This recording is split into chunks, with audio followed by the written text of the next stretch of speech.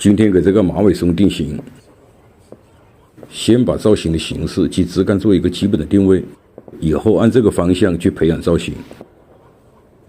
玩一个3杆吧，像这样多杆的松现在是比较少见了。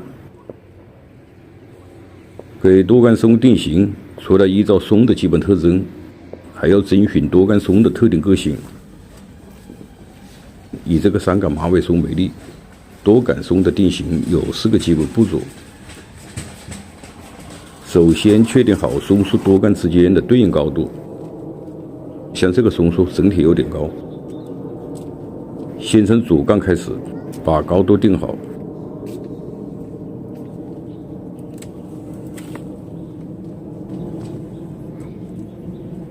其他杆的高度依次降低。主干的高度定多少为好，这个不好确定，主要依据各杆之间出资情况。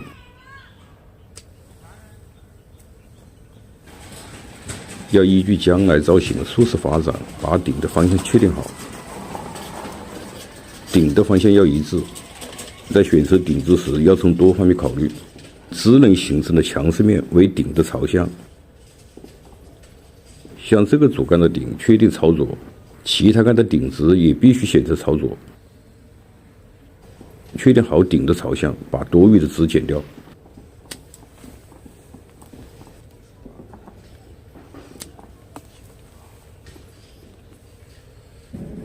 其次是对松树枝的取舍，在取舍上要从多杆的总体上去观察，要从相连杆的出枝位、主枝上的侧枝分布等等情况综合考虑。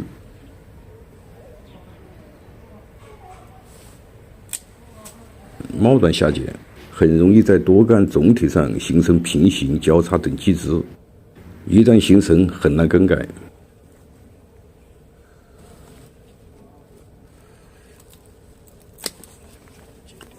枝的取舍要考虑相应枝的呼应、增让等等关系。取舍是一个循序渐进的过程，先把过长的枝剪短，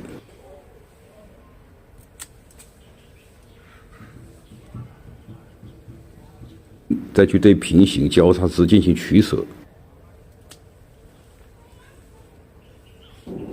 像这种内侧枝，3杆之间的空间小，留着它会产生枝与干的交叉。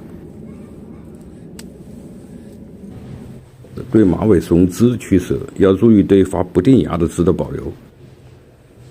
像这种枝发出来不定芽，这个枝就不要了。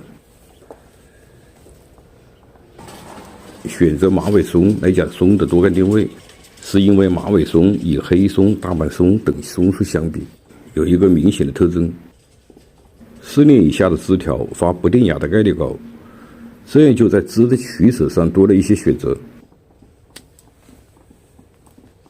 像这种茎丝侧枝，就是经闭芽后不定芽生长出来的。后短出枝就可以逐步将过长的主枝向后飞缩。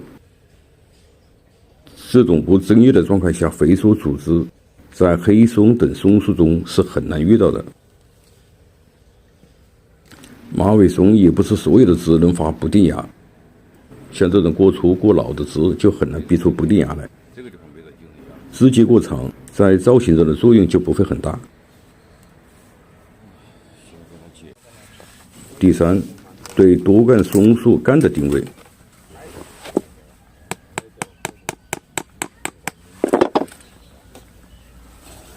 这一点应该是定型的第2步，把定枝放在前面，因为多杆松枝的取舍定位尤为突出。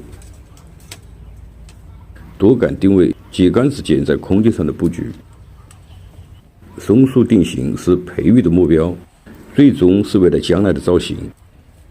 在这个阶段，不要对闭芽的枝条进行攀杂，像这样用吊拉，利用杆之间的张力，改变杆的取枝变法。板杂的地方要用上布条，防止铝丝对杆的伤害。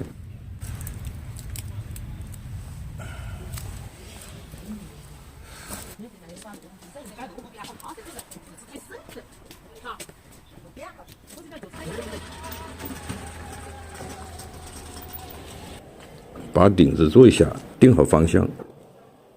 另一方面，控制了顶端的生长优势，使下部的枝条更好的逼出芽来。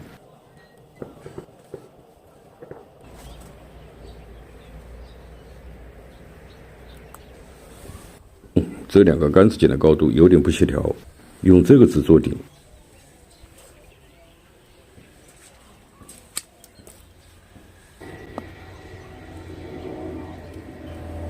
第四，多杆松缺枝情况下的补枝。这两个枝条生长过粗，另一方面无茎身侧枝，用这个枝做出枝，但又与左边副杆的枝形成平行。把这个枝靠上去，在这个位置开槽，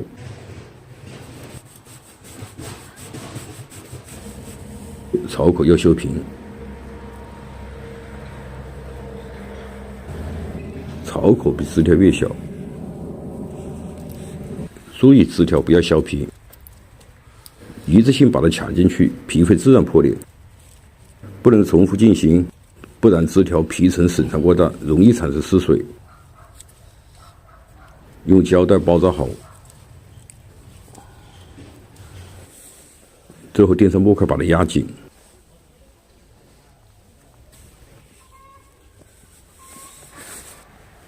把不要的枝条剪掉，修好接口。